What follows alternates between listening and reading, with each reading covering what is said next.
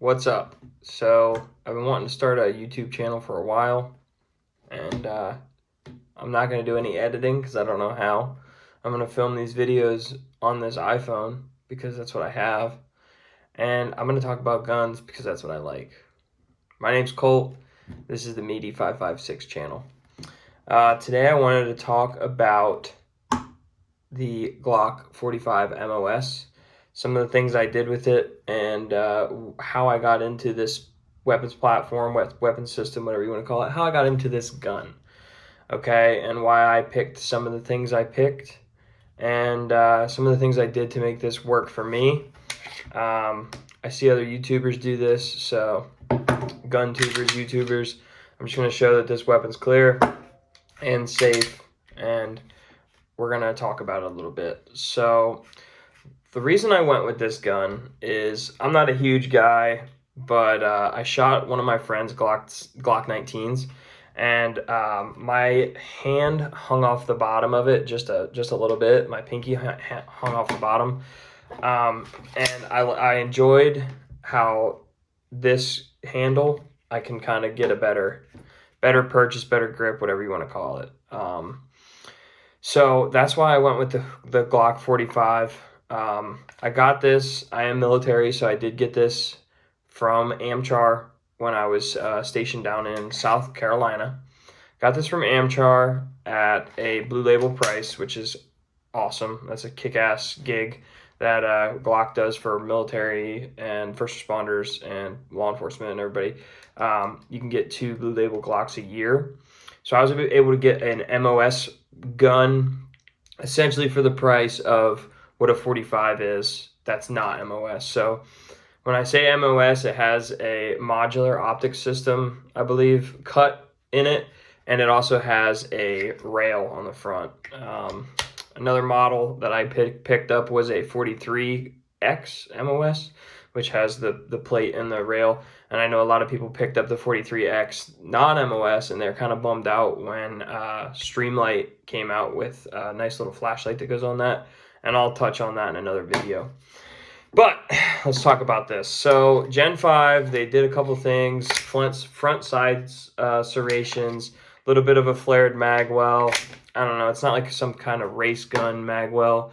Some guys still feel the need to put on like the big katana magwells and all this stuff. I don't really see the need.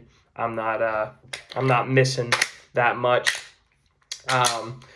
The front slide serrations, I'm a kind of over the top guy to press check. Some guys like stick their finger behind here, but the front slide serrations are a pretty nice little addition. I've never been able to buy nice guns. My carry gun for the longest time was what was that? A Firestar 1911 kind of looking thing, chambered in 9mm that my grandfather bought me when I was 18.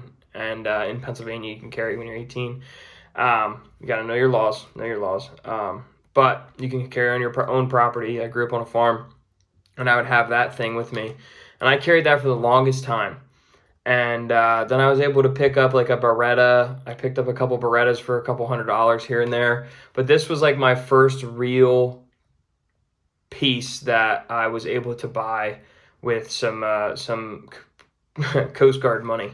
I saved up and bought this and the 43X on the same day, which was awesome.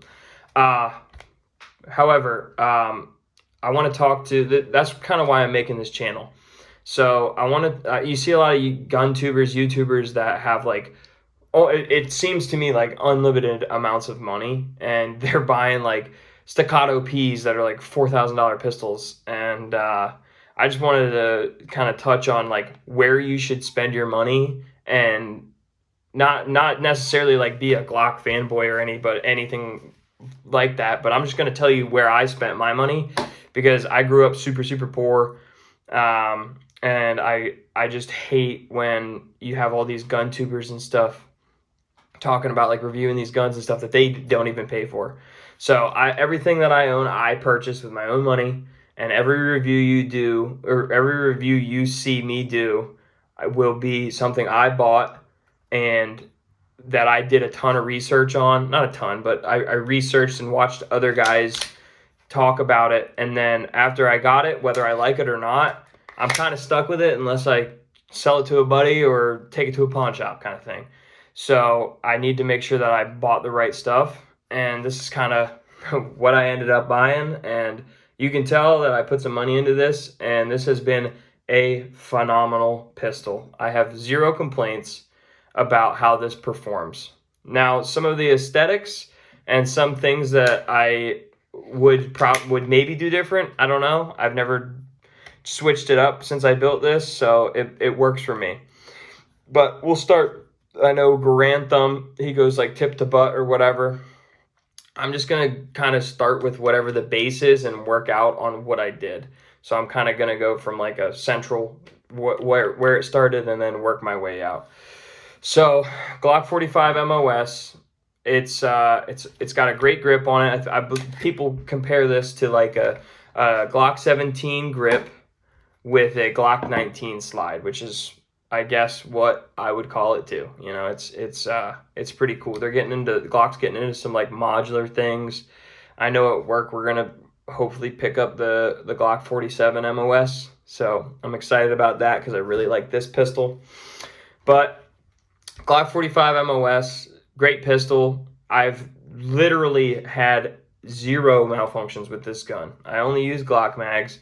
I'm not into like all these crazy things that these guys do, stock base plates, stock everything, and it works.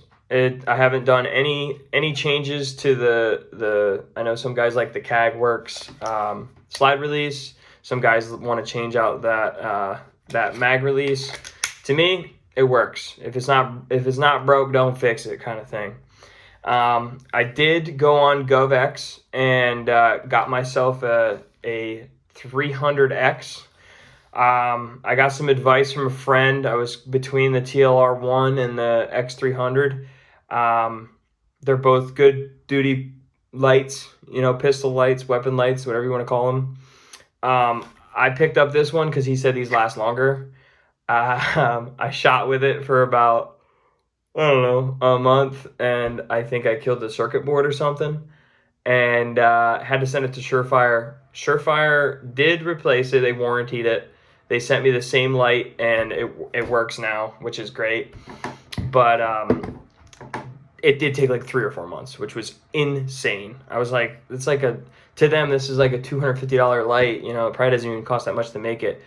But the customer service was decent. I'm sure if I break it again, I can send it right back, and they'll probably send me another one, God willing. But I do like this light. It was kind of pricey. They're almost a $300 flashlight, but it's 1,000 lumens, and it's pretty good. It's a pretty good light, and I like how it feels on the pistol. It adds just a tiny bit of counterweight, and I just have this, this pick rail thing, quick detach kind of thing in case I want to shove it in a different holster. And it's not like rock solid on there, but you know what? It works for me. And then I'm going to talk about the old mailbox. This thing has been a conversation piece since I bought it. I wasn't able to get the Aimpoint Acro. This is an Aimpoint Acro P2. Just want to put that out there. I wasn't able to get it when they first came out. I didn't have the money at the time. So then I started like really saving hard because it's a freaking $600 optic, and after you buy the optic to put it on a Glock, you got to buy the freaking plate too. So that's another $100. So it ended up being like $700 optic setup, which is fine. I'm willing to pay for something that works. To me, it was worth it. And I watched a lot of YouTube on a couple guys running these that got them first, and I saw Milspec Mojo running one, and he's a police officer, like I think Washington or somewhere around there, but he runs a Glock and he runs it fast. And I saw this thing like reciprocating on the slide like a million miles an hour, and I was like, that's a big optic. Has a lot of reciprocating mass, but the dude could just, he's got probably a million rounds on a pistol. but he was able to keep that dot in the window and everything. And he made a really good point. If you have this in a holster and it's vertical, and you have like something like a SRO, RMR, a hollow sun, something with a closed emitter, snow, dust, dirt, bunch of horse shit can get down in there and clog up your emitter, I guess, or clog up your glass. And then when you go to draw this thing and it's covered in crap, then you're in trouble and you're gonna have to do like some occluded shooting. But I don't know. I thought it was cool. I did put an RMR CC on my Glock 43X, and I love the RMR, so I don't know if I made a mistake by buying this thing instead of an RMR. Maybe I'll throw an RMR on a different pistol when I save up some more money, but as of right now, this is my setup, and this is kind of, if I end up doing, I'm kind of leaning towards maybe shooting some competitions and stuff. If I do, this is going to be my competition gun. But everything's stock on this thing, and we're going to get into some other guns that I own that I've purchased that have been awesome carry guns, and I'm kind of hyper focused on a budget friendly thing. So you can pick up these 45s now for around $500-600. If you're military, I think you can get them for like $477 for the MOS. The flashlights, you can get them used. I'm an advocate of used guns, used gear, as long as it works. I don't care if it's salty. I think that's the move, to be honest with you, is get some used stuff and run it. It doesn't matter if it has some carbon on the top of it. If it works, it works. But you can get these flashlights anywhere from $200 to brand spanking new $300.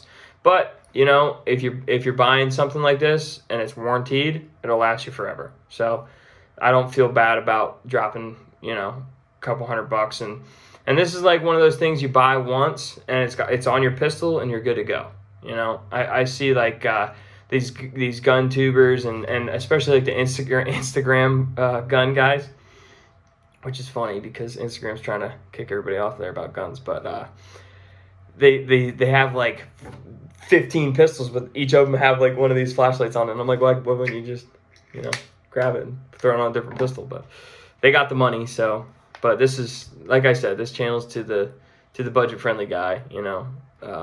Guys that you might have to save for a month or two, like me, to get a weapon light for your pistol, and that's all right. Times are tough, economy's tough. And then the Aimpoint Acro P2. I was really happy when I was able to pick this up. It's a 3.5 MOA dot, and with the plate, it ended up being like $630 plus the plate. I think the plate was like $70, so it was right around $700. And no regrets. This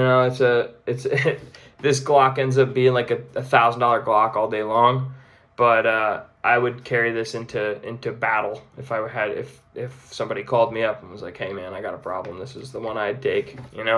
As far as like the Aimpoint optic, I have a really brutal stigmatism in my eyes. My eyeballs are kind of like shaped oddly, so every dot that I look at just has has arms and legs off of it, so nothing looks round at all.